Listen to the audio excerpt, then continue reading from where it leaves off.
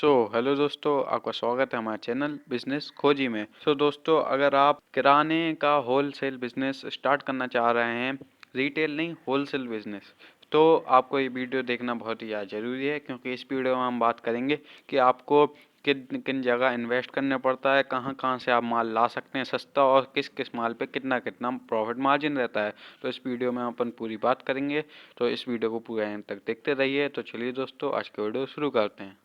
तो दोस्तों, सबसे पहली बात आती है कि किराने का होलसेल बिजनेस आप कैसे शुरू कर सकते हैं।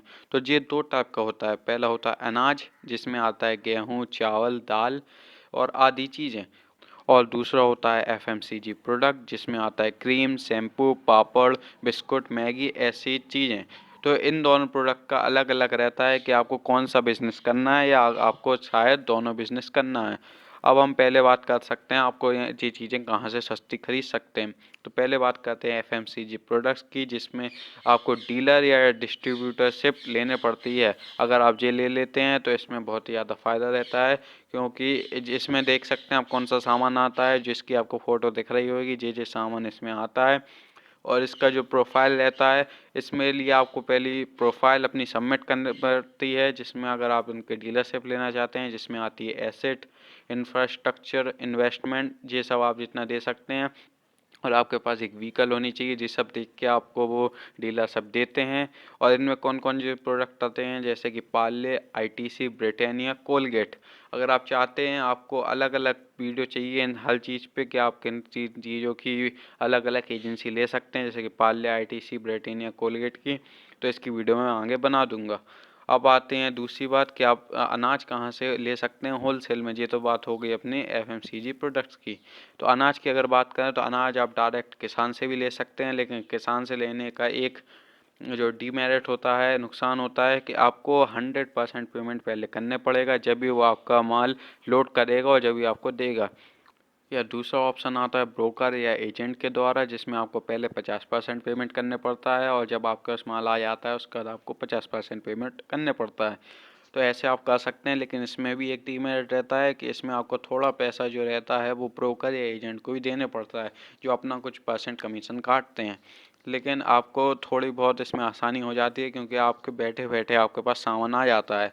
और इसमें क्या क्या आता है, वैसे अगर गेहूं का उत्पादक देखें अपन राज्यों में, तो उत्तर प्रदेश, पंजाब, हरियाणा, मध्य प्रदेश, इन शहरों में, इन स्टेट में आपका गेहूं का ज़्यादा होता है खेती बाड़ी। तो इसलिए आप अगर यहाँ से माल पहुँचाएंगे तो आपको सस्ती मिलेगी, और सस्ता मिलेगा तो मतलब आपका प्रॉफिट भी ज़्यादा हाई होएगा। इसलिए आप इन स्टेटों से लें तो आपको ज़्यादा प्रॉफिट रहेगा। और चावल का अगर देखें तो चावल ज़्यादा उगते हैं केरल और उड़ीसा, बंगाल, छत्तीसगढ़। तो अगर आप चावल का लेना चाहते हैं तो इन शहरों को कांटेक्ट करें, इन शहरों में जाके। अब बात आती है आपका कितना इन्वेस्टमेंट लगेगा। तो जो इन्वेस्टमेंट रहता है वो एफएमसीजी प्रोडक्ट्स का अगर पहले बात करें तो उसमें पहले अगर आप डीलरशिप लेंगे तो आपको एक सिक्योरिटी अमाउंट डिपॉजिट करने पड़ेगा, जब भी आपको वो डीलरशिप देते हैं। और आपको स्टॉक का जो अमाउंट है, जितना आप स्टॉक लेना चाहे उसका भी अमाउंट देना पड़ता है।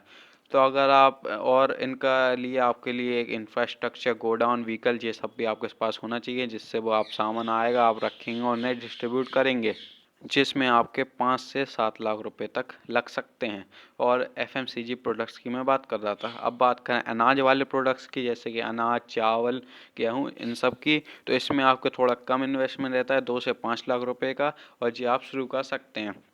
अगर आप ओवरऑल टोटल सब चीज़ें करना चाहते हैं तो आपको कम से कम 10 से 15 लाख का बिजनेस का इन्वेस्टमेंट रहेगा। साथ में अगर आवश्यकता की बात करें, रिक्वायरमेंट की, आपकी किन किन चीज़ों का रिक्वायरमेंट पड़ेगी, तो पहले तो आपकी दुकान एवं गोडाउन रहना चाहिए। गोडाउन अगर दूर रहे तो भी कोई बात नहीं, लेकिन दुकान तो मेन मार्केट में होना चाहिए, जहाँ पे आपके अगल बगल किराना की स्टोर हो, जो कि आपसे संपर्क करके अपना सामान ले सकें। साथ में आपको जीएसटी नंबर लेने पड़ेगा, आपको अपनी फर्म या कंपनी को रजिस्टर करवाने पड़ेगा। और आपको कम से कम एक स्टाफ की तो ज़रूरत पड़ेगी, क्योंकि अगर आपका एक स्टाफ रहेगा कि जब भी सामान आया है लोडने लेने में या सामान पहुंचाने में ज़रूरत पड़ेगी। या अब आते हैं अपन प्रॉफिट के ऊपर। तो प्रॉफिट की अगर बात करें तो प्रॉफिट पूरा निर्भर करता है खरीदी पर। जैसे आप खरीदी करेंगे उसी प्रकार से आपको प्रॉफिट मिलेगा। अब आप कम से खरीदी करेंगे तो आपको ज़्यादा प्रॉफिट मिलेगा। वैसे अगर बात करें तो एफएमजी प्रोडक्ट की ज़्यादा प्रॉफिट रहता है कंपेयर टू जी अनाज वाले प्रोडक्ट्स, क्योंकि उसमें जो कंपनियां रहती हैं जैसे आईटीसी, ब्रिटानिया, ये सब जो रहती हैं जी अपना एक अमाउंट करती हैं। अगर आपको 15%, 20%, कोई कोई कंपनी 40% तक भी आपको प्रॉफिट दे देती हैं।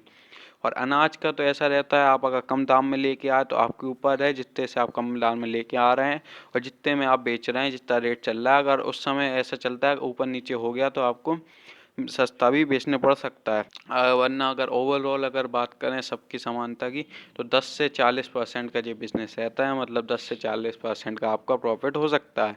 कोई कोई लोग 10% भी करते हैं, कोई कोई लोग 40% भी करते हैं।